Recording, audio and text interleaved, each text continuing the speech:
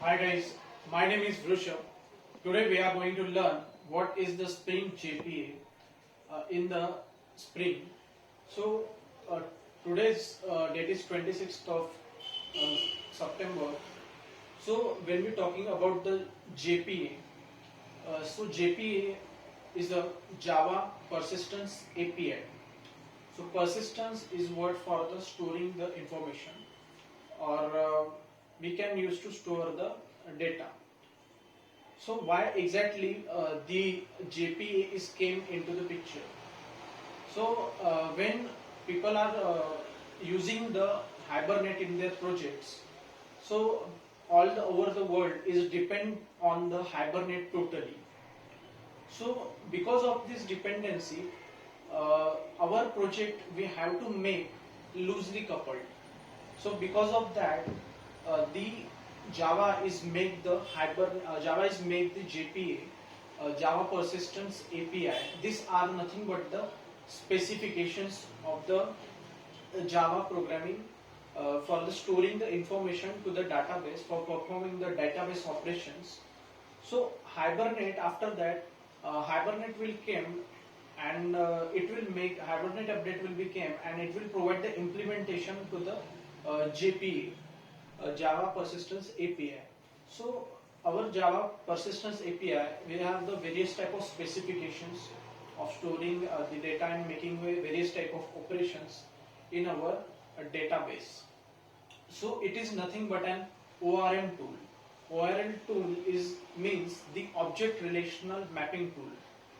It will map the data into the specified tables format, row and column format, into the database. So this ORM tool, whatever the user, whatever the class we have to make, we have to mention the details like ID, name, student name, ID, password, this type of information. Suppose we have to store, then we have to pass the object of this information to the Java persistence, to the ORM, and that ORM will convert this into the table format.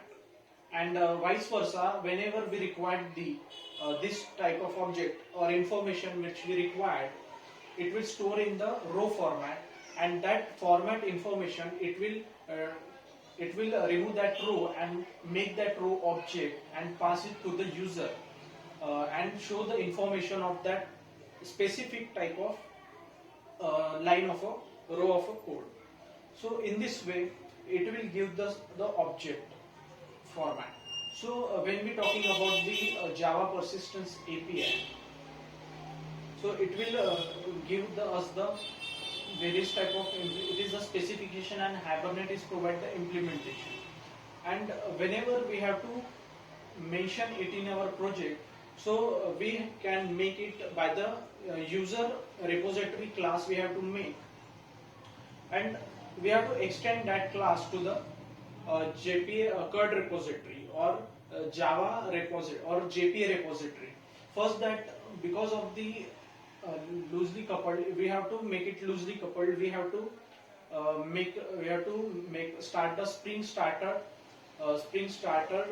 object. We have to make the Spring Starter data JPA. This we have to call, and after the JPA repository, will our uh, our JPA repository will extend, our user repository will extend the JPA repository, and JPA repository provide all the functionalities to store, or to mention, or making various type of operations in our database. There is also the class we can call the, there is a class is provided which provide all the implementation of this. So this JP repository, because of that, we use in our project. There is also the CURD repository. We can also use that instead of the JP repository, which provide the multiple operations of the like same as the database operations. That is all about of the Spring JPA. Thank you so much.